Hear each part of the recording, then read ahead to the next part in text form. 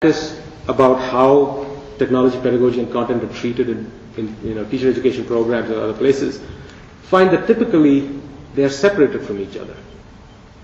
Or at best, Schulman's work has been around for a while, so people expect that pedagogy and content need to be covered, but technology is taken as being separate. You have a separate set of courses about technology and so on, and T is sort of sitting out there, separate from everything. And we argue that this is learning to play jazz one note at a time.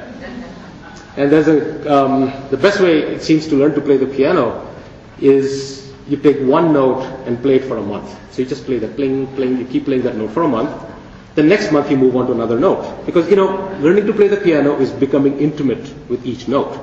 And then after you've done all the notes, you spend a month playing nothing, because music is also about the silences between the notes. And at the end of that 6-month or 8-month, whatever period it is, you should be able to play Bach's Goldberg variations, right? Sounds good, but doesn't work. And I think that what we need to do is move away from this one note at a time and move on something as opposed to that where these three are integrated, interdisciplinary, allowing for creative play with both content, pedagogy, and technology.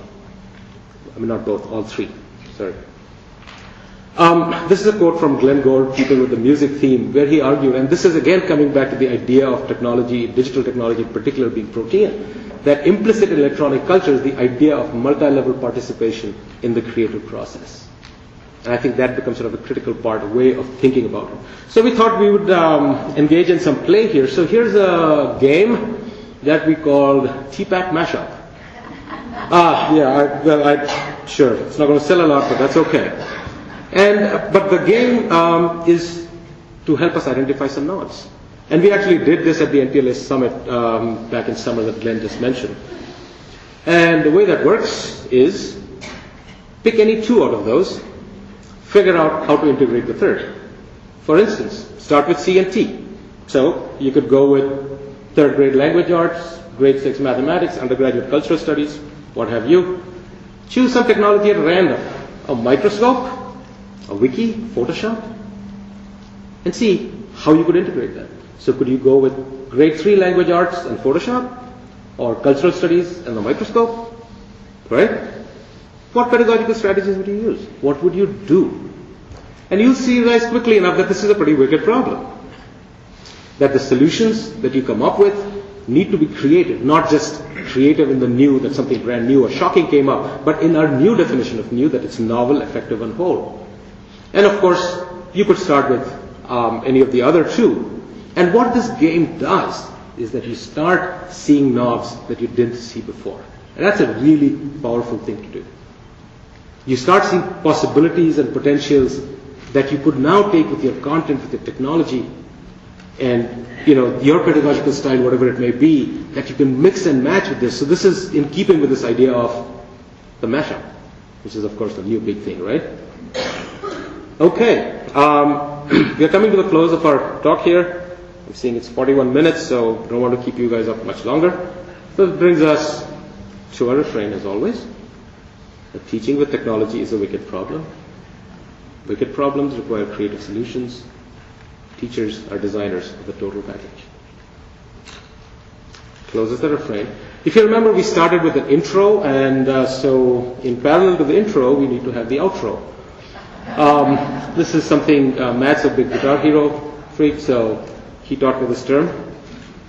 So I want to start with a question. And the question is, where do educators live? Where do you live? Where do I live? Where do we live? Do we live in this box? Okay? Or, as I would argue, or we would argue, we live bang there in the middle. Be it Blackboard or Blackboard.com. This is where educators live. This is where you live. This is where I live. This is where we live. At this intersection between something that we want to convey to others, that's the content, the style, the technique that we would use to convey it, and the technologies and techniques that we have for doing so. It's at the intersection of these that we live. That's where we always have lived and always will. There. Quality teaching always understood the essential tension which leads to new ideas, novel, effective, and whole. And so to end, let's play. Our future depends on it. Our children's future depends on it. That's our outro.